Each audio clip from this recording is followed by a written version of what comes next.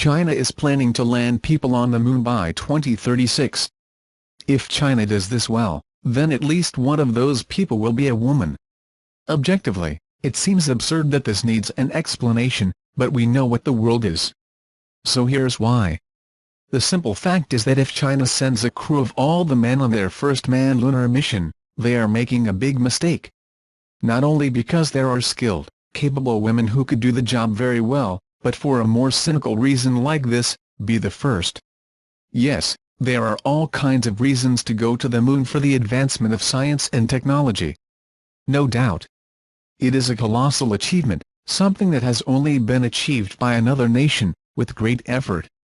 But it is also a PR gold mine, and nothing performs better in history books that does great things in the first place.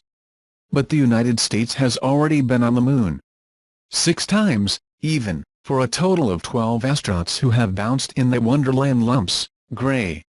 Most people cannot name anyone other than the first type of lying in the lunar dust. So, 67 years later, despite what China is going to achieve is a big problem, if it's a guy who drops out of that landing module, he's going to be, at best, type 13 to do that. However, a woman will be the first. China is doing this, at least in part, by prestige and history. For them to go through all this massive effort just to have the 13th guy on the moon does not make sense. Who need the first woman on the moon? If you are really serious about scooping up scoops, you must have a totally female crew that is probably going to be 3 takenauts for the whole mission.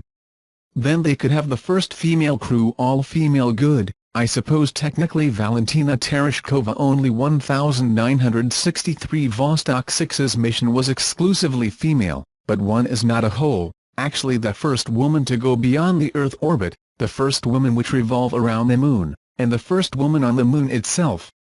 That's a lot of good first fruits for a mission.